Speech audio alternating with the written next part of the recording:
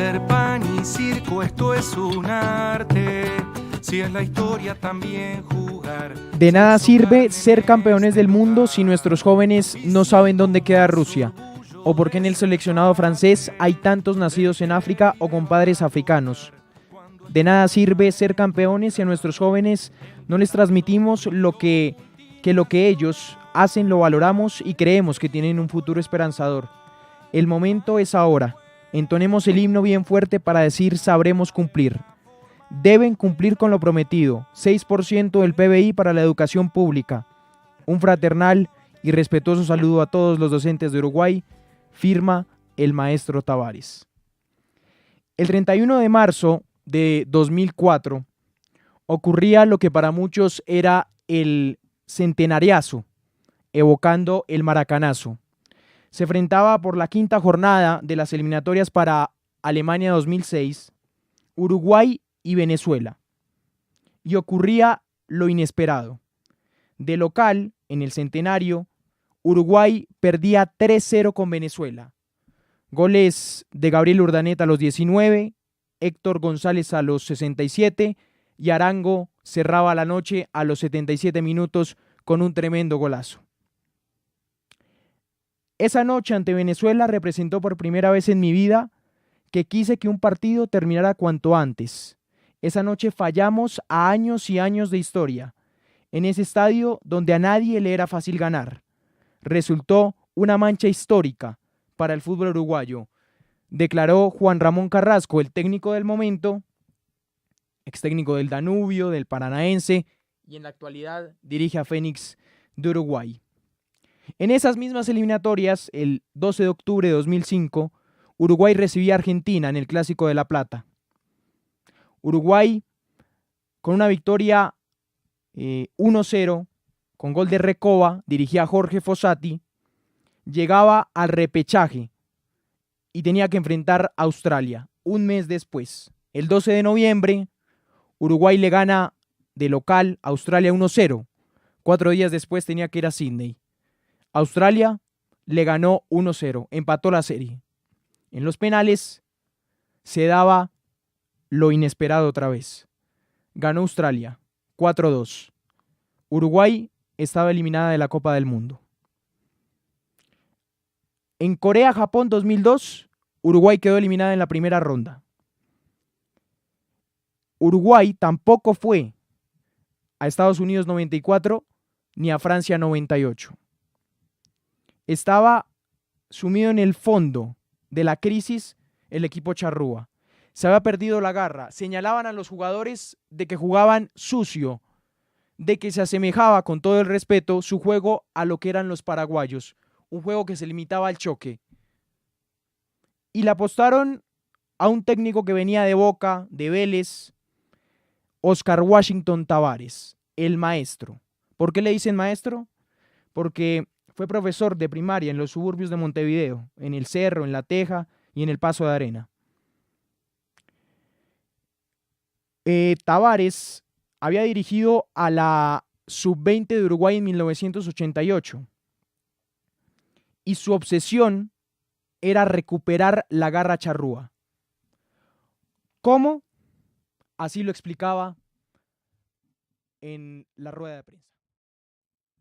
Es establecer y transmitir las mismas bases teóricas y metodológicas para todas las selecciones nacionales, desde la sub-15 hasta la mayor. Decía que él iba a poner los técnicos de la sub-15, de la sub-17 y de la sub-20. ¿Por qué? Por la influencia directa. Había que tener una convergencia entre las divisiones inferiores y la selección mayor para que todos tengan una misma filosofía. ¿Saben cuántos jugadores sacó Uruguay de la sub-20 que jugaron en la mayores? 11. Campaña, Coates, Urreta Vizcaya en el 2004, Vecino la del 2011, Silva de Arrascaeta, Laxal Jiménez, Varela 2013, Nández la del 2015 y Betancur 2017. Para hacer un símil de que esto es necesario, ¿saben cuántos sacó Argentina? 2. Tagliafico en el 2011 y Pavón en el 2015. Las comparaciones son odiosas, pero nos dan muchas explicaciones al fracaso. Decía que Uruguay se tenía que basar en un juego reactivo, no con propuesta. Era un juego que tenía, como dice Juan Pablo Varsky, mucho el sello del Atlético del Cholo Simeone en este momento, un juego físico, directo, y como lo había declarado Juan Carlos Osorio después del partido contra Suecia, después de esa derrota, a los equipos latinoamericanos nos cuesta mucho el juego directo, excepto a Uruguay. Es el único que ha hecho una propuesta distinta y que se ha dedicado a no traicionar su garra charrúa, a no traicionar su físico y a adaptarse a lo que lo han educado a los jugadores en las divisiones inferiores. Este proceso empezó a tener resultados. En 2010, Uruguay quedaba cuarta del Mundial. Perdió con Holanda en semifinales 3-2 y contra Alemania perdió el tercer lugar. Le había ganado a Ghana, recordemos, en esa mano que mete Suárez y que salva a Uruguay. En el recibimiento de aquella selección de Lugano, Cavani, Forlán y Suárez, el maestro Tavares iba a pronunciar una frase que iba a quedar como el lema de la selección uruguaya. El camino es la recompensa. Gracias, gracias, muchas gracias. Uruguay no va. Al siguiente año, en la Copa América de 2011, eliminó a la local, Argentina, y quedó campeón con Paraguay. En la final le ganó 3-0, por goleada. Aquella disparatada propuesta en la rueda de prensa cuando llegó en el 2006 había dado resultado. Lo que le faltaba a Uruguay era una convergencia, era una unión entre las divisiones inferiores y las mayores. Tuvo un bajón para Brasil 2014. Sí, hay que aceptarlo. Como todos los procesos tienen bajones. Disputó el repechaje con Jordania, fue al Mundial y quedó eliminada con Colombia. Recordemos también que previo a la eliminación con Colombia había tenido un escándalo, el escándalo de Suárez, que muerde a Chiellini y se queda por fuera del Mundial. Pero la presidencia de la Federación Uruguaya de Fútbol y Oscar Washington Tavares estaban seguros de que el proceso y de que el camino iba a ser la recompensa. Era el momento de hacer la renovación pura del Arévalo Ríos, del Cebolla, del Lugano, del Forlán. Uruguay pasó al Betancur, al Josema Jiménez, al Torreira, al Arrascaeta, al Landes, al Laxalt, el lateral. Y pasó lo que vimos en Rusia 2018. Se me olvidaba. Clasificó segunda en las eliminatorias más difíciles del mundo. ¿Detrás de quién? De la Brasil de Tite invicta. En Rusia 2018, una presentación para mí más que elegante.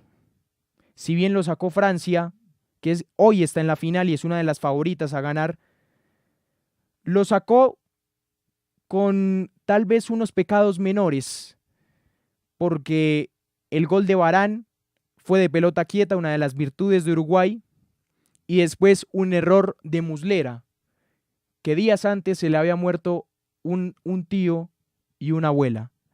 Y así todo, dijo, yo juego el partido y no me retiro de la concentración. Dejando esto aparte, hay unas personas que hoy declaran su oposición al tema del fútbol y el Estado. Yo me declaro a favor. Tengo que decir que es la mejor herramienta que tiene hoy la sociedad, junto con la música, para cambiar y para convertir a la gente. ¿Por qué no que el fútbol tenga injerencia en el Estado cuando da mensajes de antirracismo? ¿Por qué no cuando el fútbol da mensajes de igualdad? ¿Por qué no cuando el fútbol da el mensaje al niño que tiene dos caminos, si irse por la delincuencia o por el fútbol, pero tiene una salvación en el deporte? El fútbol tiene que convertirse en tema de Estado. Y yo no lo argumento. Lo argumenta un maestro que tuvo su primera herramienta en la educación cuando reclamaba el 6% del PBI en la educación pública. Y por ser maestro, por eso mismo siempre le van a creer. Valor que no depende de ganar o de perder. Por eso mismo siempre le van a creer. Valor que no depende de ganar o de perder.